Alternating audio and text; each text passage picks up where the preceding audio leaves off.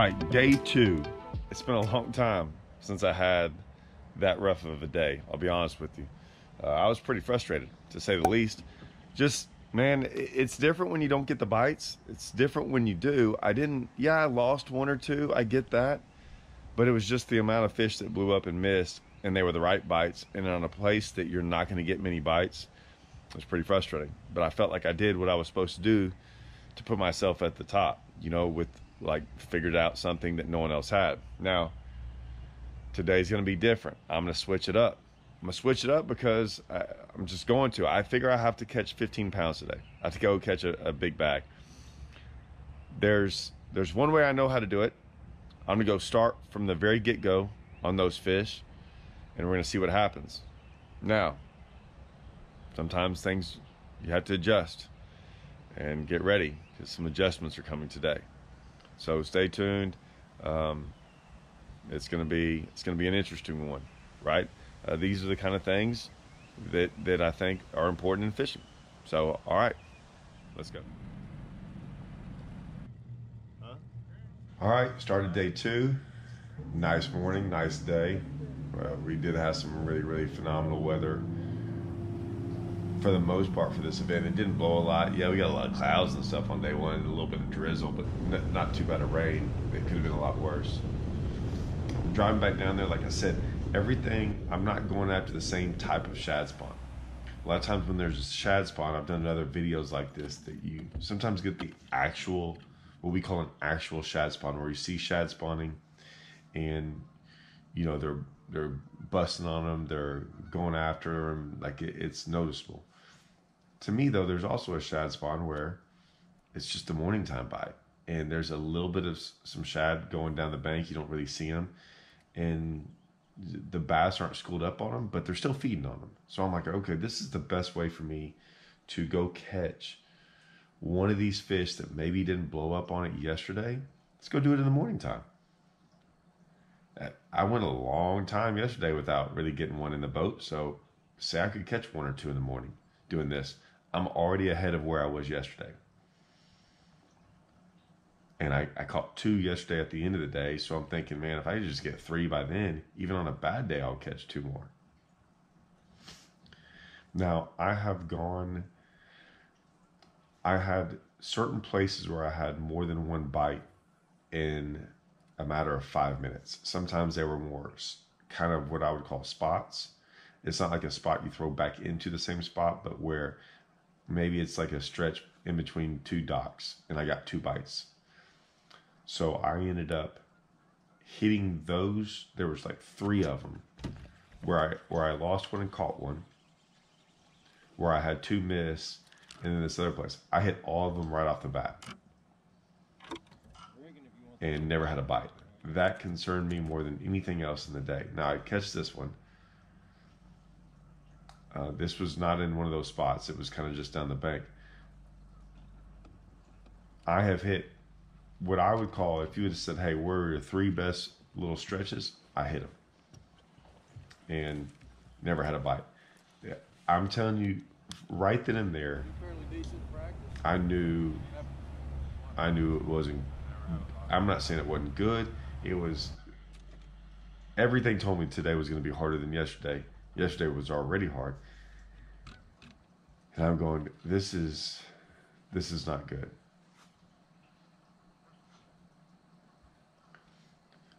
I hit all that stuff, and there is another boat or 2 in here.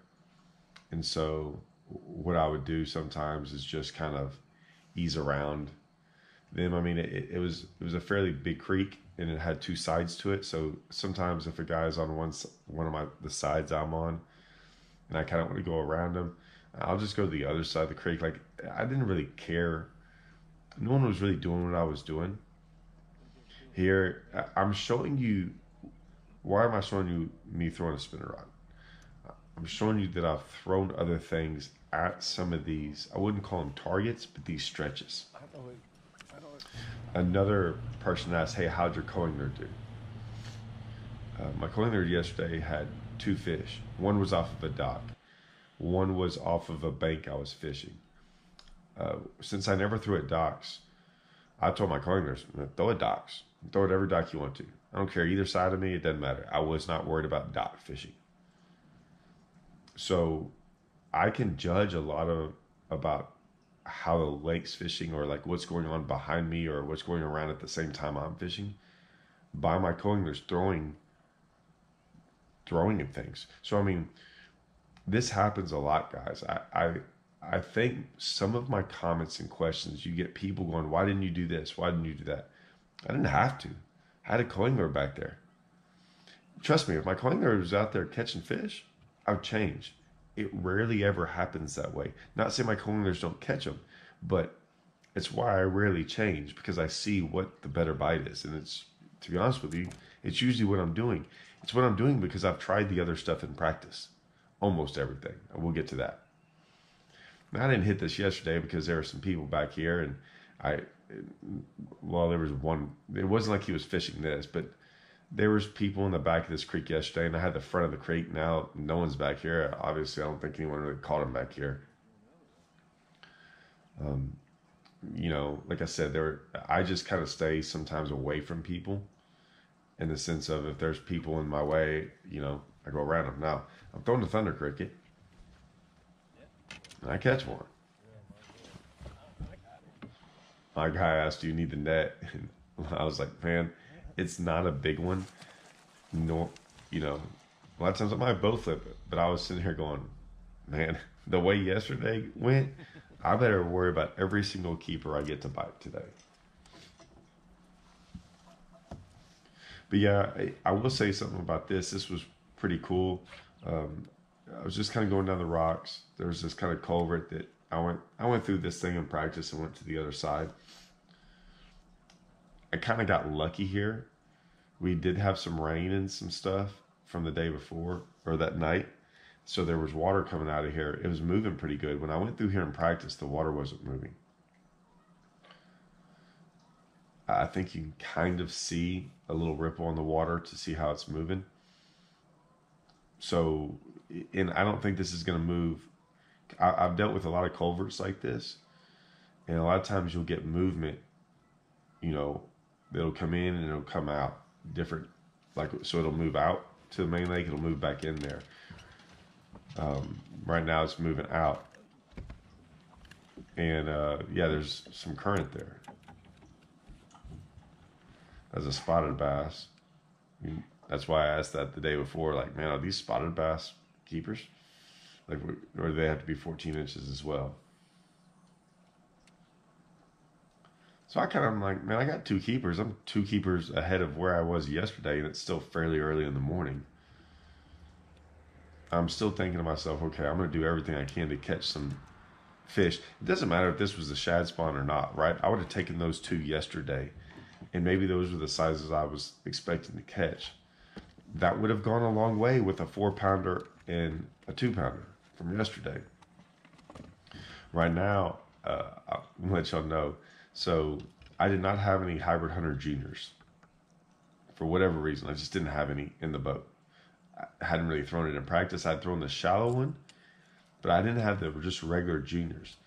And my buddy, guys from Strike King, had sent me a box the other day with different stuff to try out. This is a saltwater version. There's really no difference. It's got different hooks on there. I didn't even change the hooks. It's a different color as well. It was the only one I had in the boat. It was this kind of chromish one. It was a really cool color, actually. I was like, man, I kind of like it. I'm going to definitely order me some more. But yeah, this is the only one I had in the boat.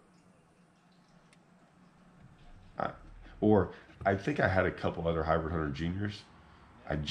They were like a red and a yellow. Like, this was the only shad pattern I had.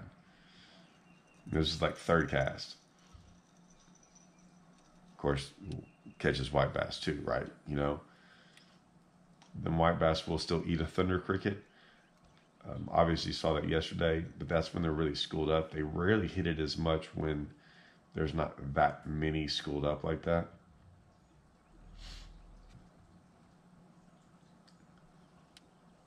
I always tell you all, it's not that I don't worry about color, but I just got to get close to color.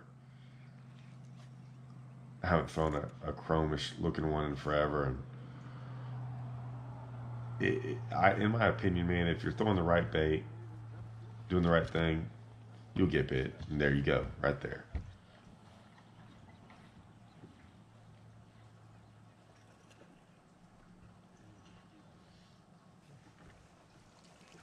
Yeah, I think so.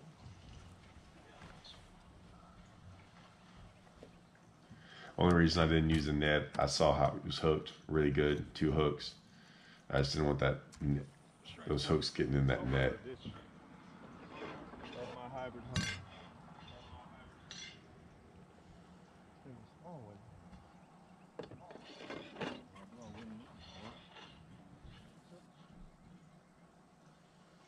So I got 3 fish fairly early in the morning. I'm feeling fairly good about what's going on. I still know though that I have to do a lot today to make the cut. And what I mean by that is it's just not going to be fish. I have to catch some bigger ones, but I'm like, now I look at it as this way. Maybe I catch 2 4-pounders. It gives me a chance, right? I'm thinking this hybrid hunter junior thing's catching everything up there. I don't even show all of them. This one did. It's hard to see in there. Let's see if I'll show it. Has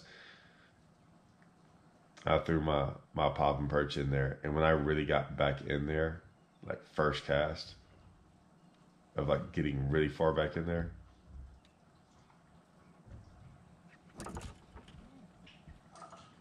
I mean, was it a bass? I mean, that thing blew up on it like crazy. I had it blow up on it twice in there, and it missed it. I will say this. I even threw my 60 dog up in there, and it blew up. I have had catfish. I've had a lot of weird things hit me in culverts that are not always bass. So I'm not saying it was a bass, but I am saying that I've had a lot of channel cats. I've had a lot of different things hit me in culverts, which is weird. I've had more catfish hit me in culverts than bass. So I'm showing you that spot. That's where I got bit yesterday as well, like one of my big ones. Didn't get a bite there. I haven't had really a frog. I've hit too many good stuff. And it's one of those, you know how you have that feeling? Well, I just had that feeling. I have not thrown a swim jig on a dock since I've been here. This is my first cast. Now I had the swim jig out to fish bushes and do other things like that.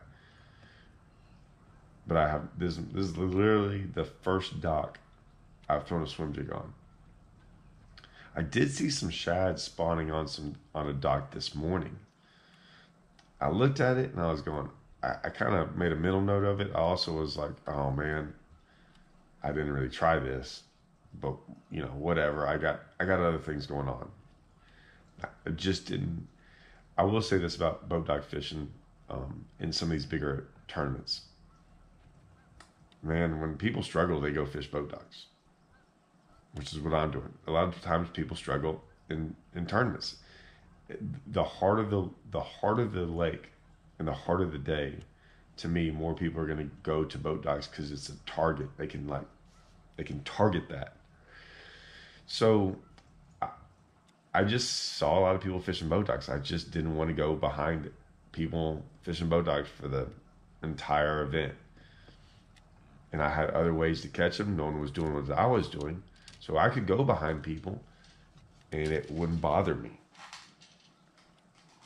But I also am smart enough to think, like, man, I've not had a bite. I've had that one small one, which bothered me because I shouldn't hardly catch any small ones on that pop and perch. I haven't really been getting non-keepers. So the fact that I only had one bite, it was a non-keeper, I'm going, I have to change. I just can't keep doing the same thing with a bad result. Maybe they'll start biting that pop and perch later today or something. So, like I said, normally I don't even waste my time. See, there's a guy in the tournament. He's fishing the other side.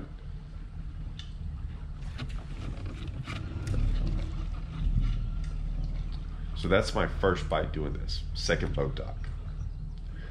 Not on the end, not on the walkway, just randomly in the middle. It wasn't a big one. I'm sure I don't know it. I didn't get it. And it didn't bite again. But listen, when you go for, I wouldn't say go for hours, but you know, when you don't get a lot of bites, bites are bites.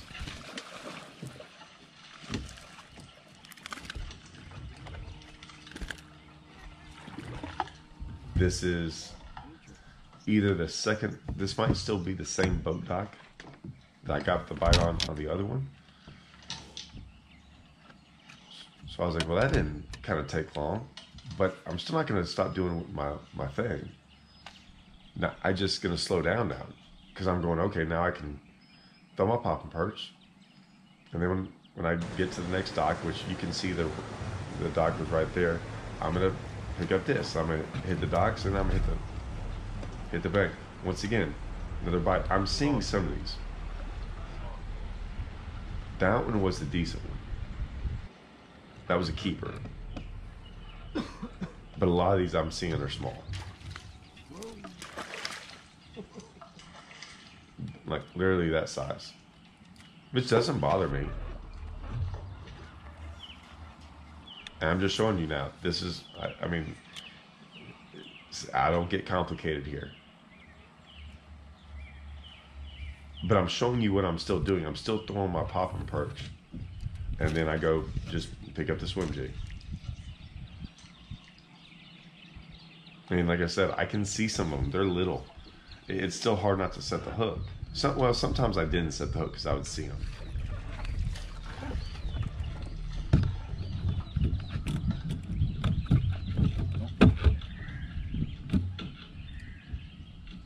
Y'all know what happens when those things get hung up right there. God, they're a nightmare to get out.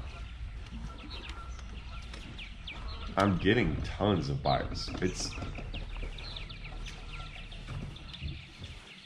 It's pretty darn good for getting bites. I'm not saying big ones, but I went yesterday without very many keepers, so.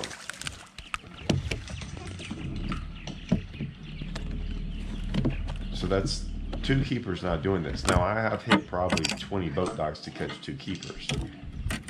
I've probably hit 20 boat docks to caught 10 fish. I didn't put them all in here. I just wanted to, I'm still showing y'all that I do catch.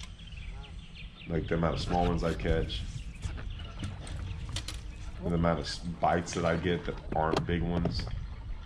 I'm trying to show you kind of like how the day went. Like, right, how I'm still throwing my pop and perch in between these docks. And still not getting any bites.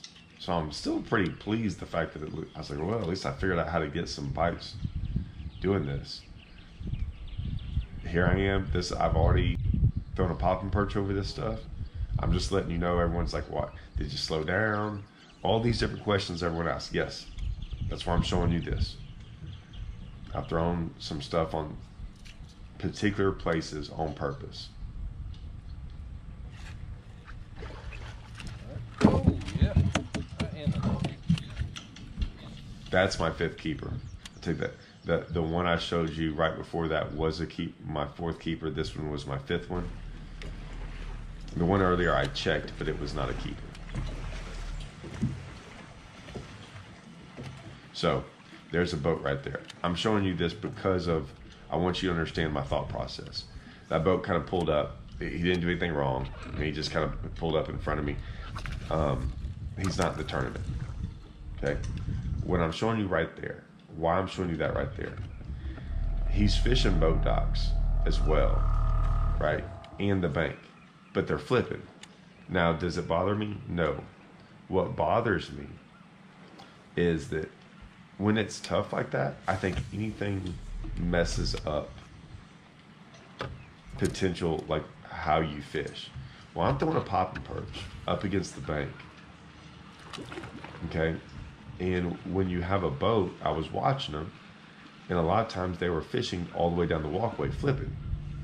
And then they would turn. And when they would go down the bank, like say right here, see how far away I am? those guys were getting way up there, way closer to flip the boat dock. Well, that's kind of where I'm wanting to fish, and I'm going behind them by like a couple minutes. I think that messes them up. I think if no one gets the boat up on them, they might sit there. I mean, remember, I'm in 3 foot of water right now. They're getting up there in 2 and 1. I think it disturbs the fish. I think it's going to be way harder for me to catch a fish behind those guys. They're not doing anything wrong. I'm not upset about it. I'm letting you know I'm making an adjustment. And so I'm watching what they're doing, going great. Their boat is getting up. And it's getting up there on the bank. And I don't want to sit there and follow behind them. Now, those guys went around this guy, and this guy is also a local practicing for the Nichols event. So the guys that with the arrow went around those guys. Those are at the next boat dock. Then this guy's coming this way, and I'm like, all right, now I already got two locals. Look, he's not upset about it. I'm letting y'all know that, okay, we knew we were going to have to deal with locals today, practicing for the Nichols. So I'm going to have to adjust to them as well. Are they catching my fish? I don't know. I don't think that's the deal. It's just sometimes they're get in the way. I want to give them room. I don't want to sit there and crowd them. I'm trying to do my thing, and I always think there's always plenty of water to fish. So I go to this next pocket. I didn't really fish this in practice, but it's close by. I figure I can go do the same thing here. I was thinking about doing this. There's another local, 2 guys fishing, and I'm sure people are like, how do you know they're locals? Well, you can tell boaters and coiners. I saw those 2 guys get on the front of the boat and fish. The other guy was by himself, and the other boat I had an arrow on, it had both guys get in the front of the deck and fish, which you can't do in this event. So yeah, they're locals. It's very obvious. I went in this pocket. I didn't want to sit there and go behind. I went behind that guy for a while, but they were doing the same thing, getting pretty shallow. So I kind of go out here, fish these deeper boat docks. I did have a bite over here in practice with a sexy dog. I'll get into that. I had a lot of people ask about the sexy dog. That seems like more of what you would do. This guy was in the tournament. He was fishing across the bank and had come over here. He was fishing a point over there, had come over here, started fishing towards me. Me and him both kind of like got to this last boat dock, and I left. I wasn't going to go around him and keep fishing. He did kind of the same thing. I actually just kind of saw some fish on live scope. Figure I'd throw at him. But once again, I kind of show you all this because this went into my decision making.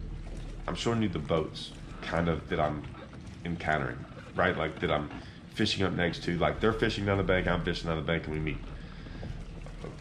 I was like, okay, I could turn around, and there's a lot of boat docks I could go fish, but I'm also looking around right now and going, there's an offshore spot. Now there's a boat on that point. There's an offshore spot that I caught a big one at in practice. No one's hit it. They're hitting this point, but they're not hitting really where I wanted to fish. And I think there's some more offshore stuff that I can go hit. So now I'm gonna go check this spot.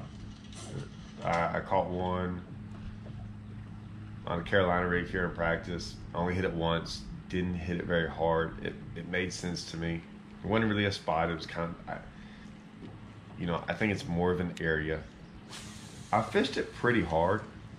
I haven't seen a lot of people fish this part of it. They've kind of fished the more obvious part of it. Maybe the obvious part's better. I have no idea.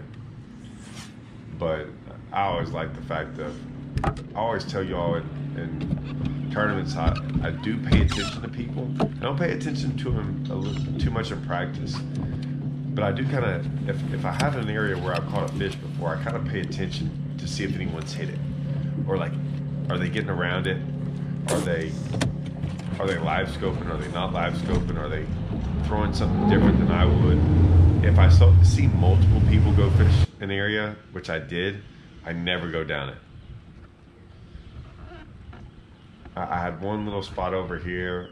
I didn't catch any keepers off of it, but I had like 4 or 5 bites. I'm kind of now testing what I kind of call pre-fishing in the tournament. Now, yes, I've got bit here, but I'm kind of hoping I run across something. This is not rock. Before I was fishing rock. This is more or less clay, and there was like a little, I don't know if it was a tree, a log, something there that I got bit off of. I'm gonna try to do. I'm running 3 different things right now. I ran a rock thing. I ran this clay with a little tree on there in the shallow water, and now I'm gonna run this place. I did live scope some and catch some out of a pile. It's really the only pile I ever got bit in.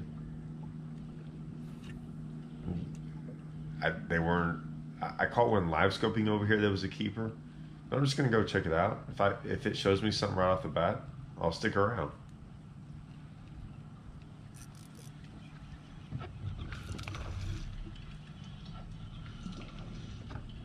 Shit, that didn't take long.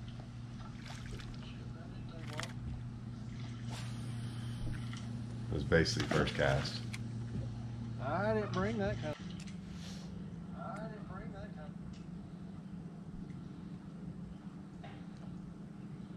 This was basically second cast.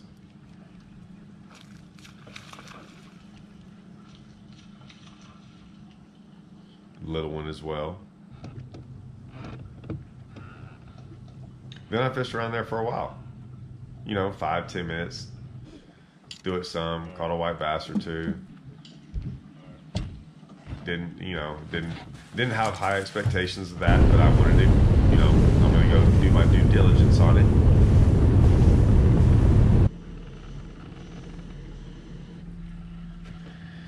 There were some boat docks over here at the very end of practice. I'd kind of run out of stuff to hit on day 3. I was pretty much always probably gonna hit this stuff, but I came over here anyways and had 2 bites on a popping perch. It was I figured I'd hit it.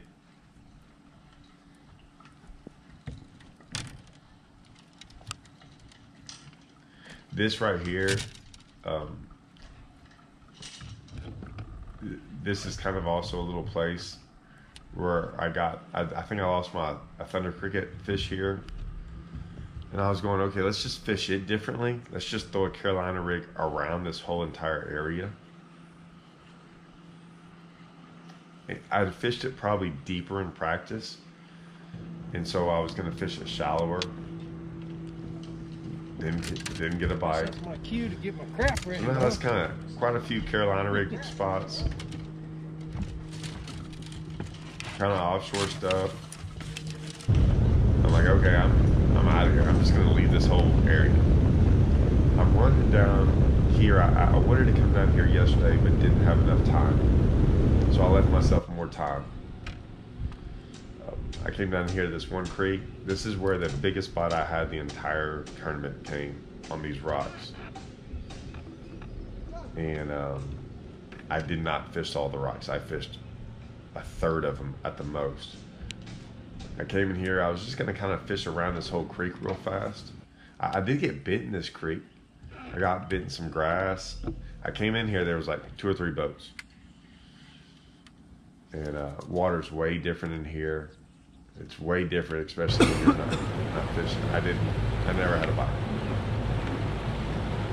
And so, still have a limit, but man, it got tough today. And that's it, guys. I mean, it was pretty uneventful after that. After my boat dock day. We'll talk about the boat dock day. I'm gonna go ahead and start getting. I'm gonna talk about it. You're gonna go. I'm gonna talk about it at the end of this video, and then we're definitely gonna get into it as we move forward in the next couple of videos about practice, and then really showing y'all the practice stuff, and then why I did the things I did. But check this out, guys. Do y'all have any bait that we can have? What do you want? Frogs. Yeah, I got frogs. His last name is Frog. Got 5, but I'm going to check. What's your name? Colin, I'm Nick. How's Do you it have going? your YouTube channel? No, I don't. He does. This guy's famous. Can we look at his like? Todd. What's he called? Todd Castledine Fishing. We're famous. Technically, You're mullet famous? we have 2 sponsors. Technically, I'm not famous, but technically I am because all the fishing people are listening. You got a YouTube channel? And I will. We're gonna start one. Colin Mulman. Yeah. We already have 2 sponsors. I've only been growing this up. Charlie Brewer Slider Fishing. Now, you know who made this frog? This right here? Who designed that? This right here is Big Bite Bait. Picture with Larry Nixon. Strike King. Come on, you gotta get it right now. They're all Stripe King. Now, who made these right here? Stripe King. Can I get in on the end down there? You. But you don't even know my name. You gotta remember it. Come I on. got a YouTube channel. Come on down. Todd Castledine. Todd Castledine. Yeah. We're gonna search you up when we get to our house. We're gonna like Hey. the videos. All right. Todd, you want me to write your name on the back of one of those frogs? No, he better remember. Come on. What is it again? The 4. What is it again? Todd I'll put that right there. Spin it back. Castledine. How come you haven't remembered? What is it? Alright, thank you. Uh-huh. Hey, ask that kid if you know your name. I think his name's Hey. Colin. Did you remember? Yeah. What? You're gonna have to tell me again. No, come on, man. Todd Todd Castledine. Castledine. Todd Castledine. Todd Castledine. All right. I hope you all have enjoyed day 1 and day 2. Like I said, not the result I wanted. Was I pleased about my little adjustment today? Yes. Did I do what I needed to do to make the championship, make the top 10 in angler of the year? Again, yes. Do I regret anything from this tournament? The only thing I regretted, I would say we'll get into that one spot. I mean, I guess I could have figured that out better, but the spot where that island, but it really wouldn't have mattered. That starting spot that I couldn't have started on it because I was a later boat number, so that wouldn't have mattered. The only thing I wish the swim jig and the boat docks. It's my fault for not checking them out in practice. It's what I do. I love that style of fishing. They did not. You could not hardly get a bite on it last time I was here. It was in June. It was a totally different time. I just wasn't. I just didn't. I didn't want to get in this boat dock thing. I didn't want to fish boat docks. I just didn't. And I know everyone was fishing boat docks. I thought I had something else figured out, and it was definitely a way to catch bigger fish. Is what I was doing. I didn't think about, like, man, I'd figured out the shad spawn thing, so I figured that was a deal. I figured I was going to catch my numbers there and catch my big ones there. I just didn't think I needed it. And not that I didn't need it. It just, I had everything else kind of dialed in, I thought. Should I have stayed with it the rest of the day? Obviously, yes, looking back, I should have just stayed with it. Would I have probably caught a 3 or 4 pounder doing it? I think I would have. Would I have caught 2? I don't know. But getting bites is getting bites. And I will say this, I've always said you got to get bites to catch a big one. And I'm throwing something that gets big bites, like a swim jig. I'm not throwing like a little bitty, something small around. In my head, though, I figured if I could figure out maybe something a little offshore or something like that, I could catch maybe 1 or 2 quickly and do it that way. There was people in my way, and there was a lot of locals and things, and I don't think they were hurting me. That was the only thing I would change. After 2 days, that's the only thing I would go back and change, is I would have never have left doing that. And it's easy to say that now. And listen, I might have weighed in 10.5 pounds, and I would have been, if I'd have weighed in 10 or 11 pounds, say I would have culled 4 more times and weighed in 11 pounds, I'd have been mad. I'd have been upset that I didn't go do something else. And I'm like, this is what I thought I would have weighed in. It was no way for me to come back and catch 15. So it's just one of those things. I would have liked to have seen what would have happened if I'd have done that, but not necessarily that was the right call. That's one of those things I don't know. But that was the only thing I would have changed. Only after the tournament's over would I say that, not beforehand. Beforehand, I thought what I was going to do was maybe a chance to go catch a big one, because that's how I got a bigger bite in practice or two. Hope you all have enjoyed it. Stay tuned for the practice videos. It will answer so many questions, I promise. All right, stay tuned.